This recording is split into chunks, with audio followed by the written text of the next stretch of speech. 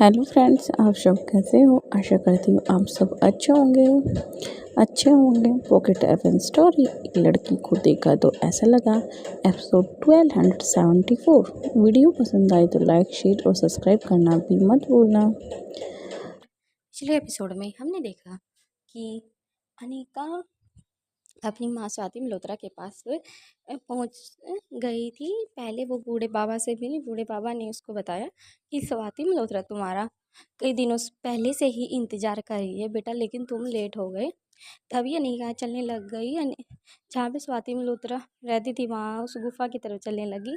लेकिन तभी बूढ़े बाबा ने कहा, बेटा तुम्हें वो वहाँ ना मिलकर झरने के पास ही मिलेगी। तभी अनिका झरने के पास गई और उसने कहा कि माँ आप कैसे हो। तभी स्वाति मल्होत्रा ने उसकी तरफ ना देखते हुए कहा कि मैं ठीक हूँ, तुम अपनी सुनाओ बेटा, काफ़ी टाइम लग गया तुम्हें मेरे पास आने में।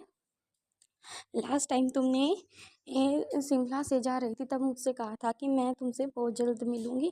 तभी अनिका ने कहा, हाँ मोम मैंने तुम्हें कहा था, लेकिन थोड़ा सा ना बच्चों के एक टाइम में आपको टाइम नहीं दे पाई, तो मैं थोड़ा ना फैमिली में उलझ गई। तभी स्वाति ने हंसते हुए कहा, बेटा तुम नॉर्मल लेडी नहीं हो। तुम नॉर्मल क्यों सोचती हो? तुम और लड़की औरतों की तरह नहीं हो, तुम एक सुपर वुमेन हो। क्योंकि तुम्हारे अंदर एक ऐसा ड्रग्स है तुम्हारे हर वर्ल्ड की हर एक बूंद में, जो तुम्हें नामुमकिन को भी मुमकिन काम करने पर मजबूर कर देता है।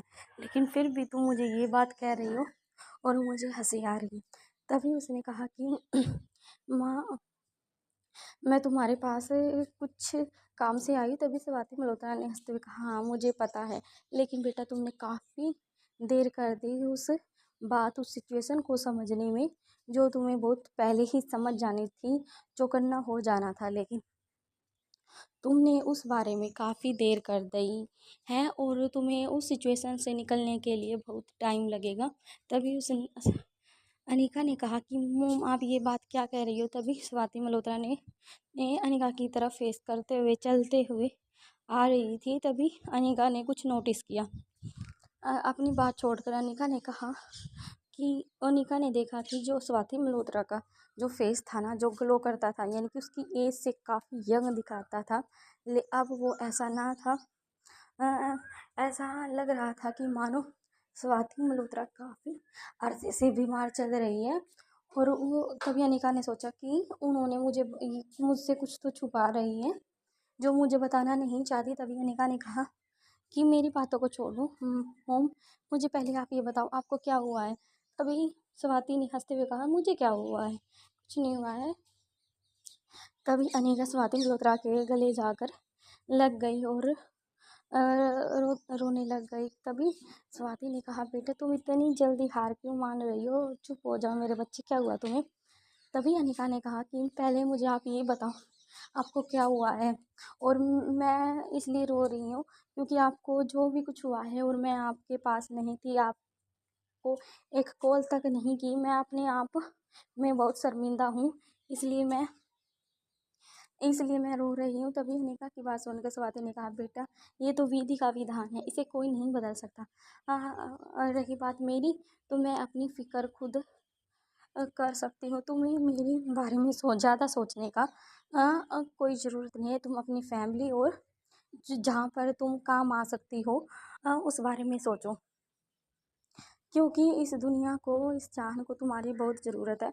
अगर तुम अच्छे से वो काम करोगी तो आने वाले टाइम में तुम्हें अपनी इम्पोर्टेंस का पता लग जाएगा। और जो तुम्हारे बच्चे हैं वो भी तुम्हारी तरह एक सुपर है, लेकिन वो मैं ये नहीं कह सकती वो तुम्हारी तरह है सेम ऐसे ही हैं, लेकिन जैसे मैं थी पावर ड्रग्स से पहले, वैसे ही उनका माइंड है। क्योंकि उनमें कहीं ना कहीं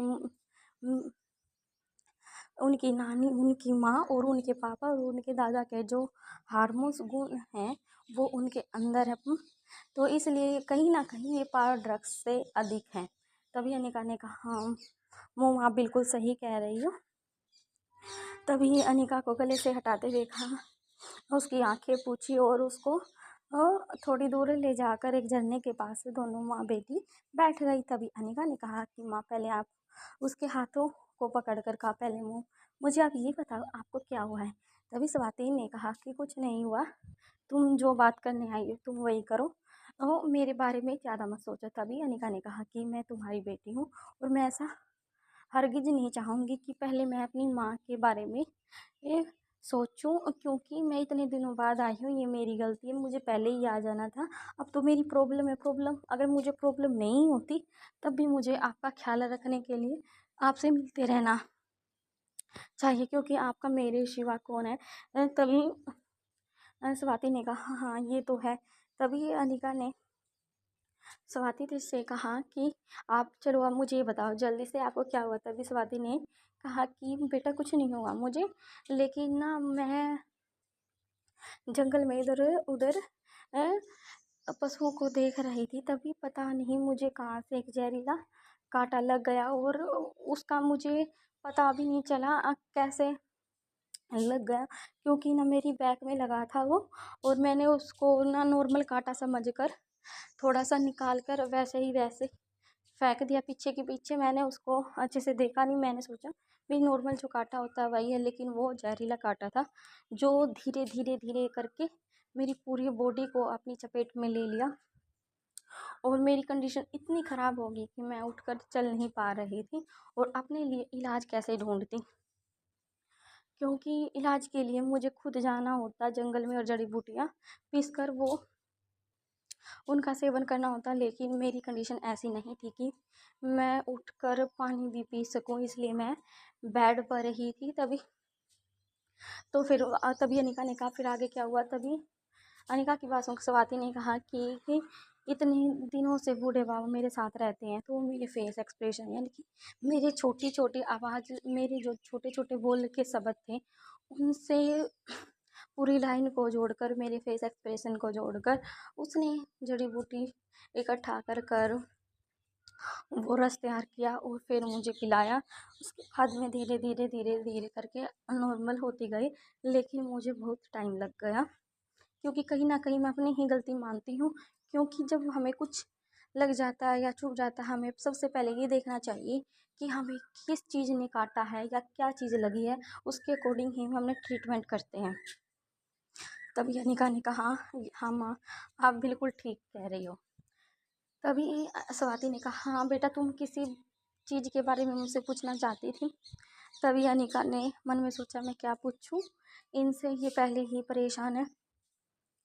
तभी अनिका ने सोचा कि मैं अपनी सिचुएशन को अपने आप ही हैंडल करूँगी, क्योंकि अगर मेरी माँ उठ भी नहीं सकती थी लेकिन फिर भी उसने अपनी सिचुएशन को अपने आप ही हैंडल किया, क्यों ना मैं भी ऐसे करूँ। तभी अनिका की कहीं ना कहीं मन की में जो चल रहा था वो स्वाति मल्होत्रा समझ गई थी।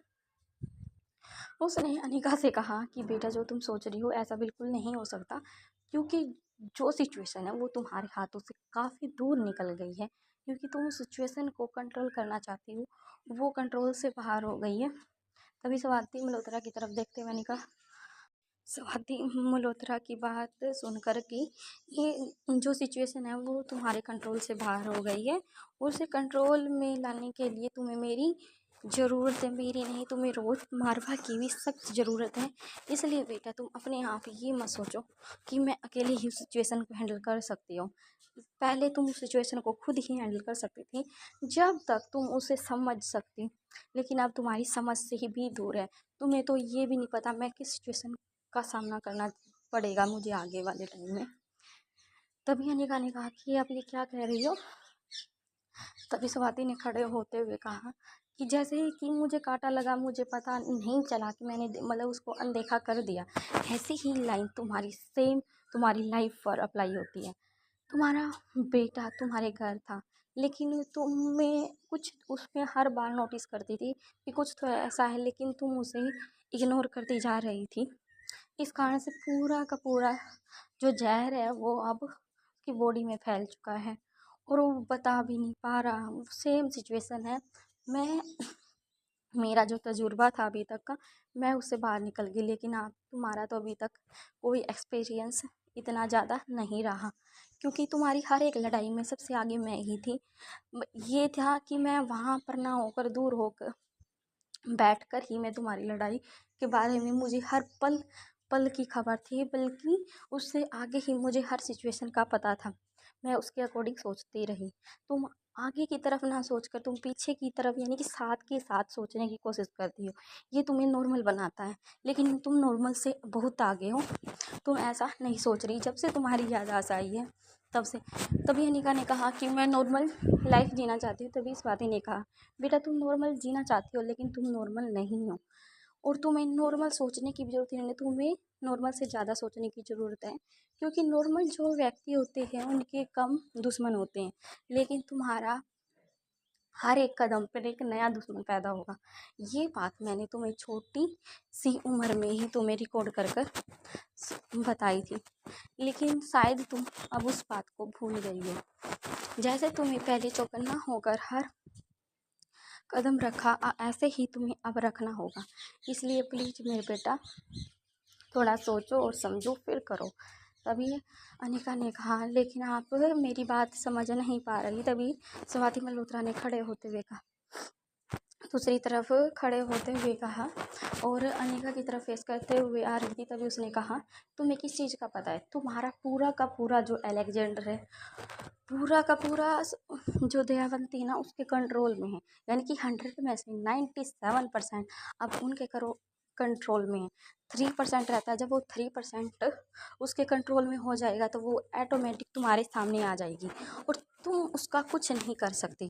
क्योंकि अगर उसको तुमने थोड़ा सा भी कुछ किया तो तुम्हारा अलेक्जेंडर तुम्हारे पास नहीं रहेगा, क्योंकि ना वो उसका ही हो जाएगा। जैसे उसका बेटा था, एज इट इज़ वो उसके कंट्रोल में होने के बाद जैसा वो बोलेगी वो वैसा ही करेगा। बाकी का नेक्स्ट एपिसोड में देखते हैं कि आगे क्या बताती है। थैंक यू फ्रेंड्स, वीडियो पसंद आई तो लाइक, शेयर और सब्सक्राइब करना भी मत भूलना।